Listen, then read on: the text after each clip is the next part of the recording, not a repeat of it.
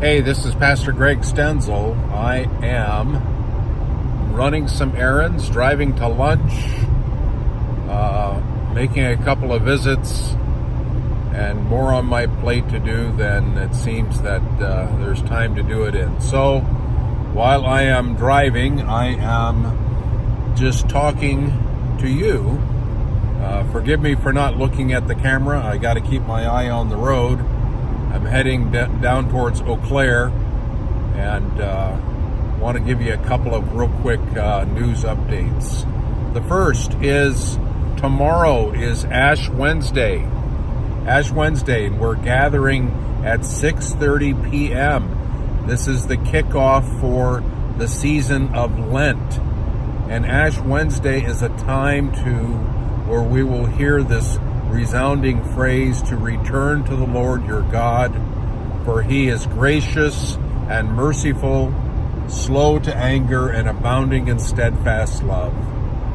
We will also, during our Ash Wednesday service, observe the imposition of ashes, where ashes are placed upon the foreheads of those who are willing, in the sign of a cross, to remember several things.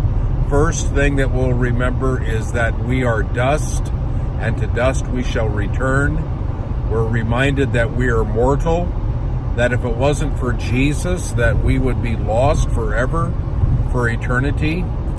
The other thing, and there's so much more, but the other thing that the ashes on our forehead is designed for us to remember is that because they are placed on our forehead in the shape of a cross, we are reminded that because of what Jesus has done for us, because of our baptism into Christ's death and resurrection, because he became sin for us, that we no longer have to worry about sin, death, and the devil, that Jesus is victorious, that he has taken care of it all.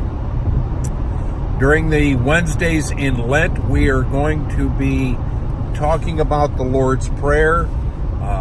We're going to be looking at various petitions, all the petitions actually of the Lord's Prayer, and looking at them in terms of the various seasons that we have in life, in which the Lord's Prayer becomes really important. Tomorrow we're going to be jumping ahead to the fifth petition, where Jesus teaches us to pray, forgive us our sins, or forgive us our trespasses as we forgive those who trespass against us.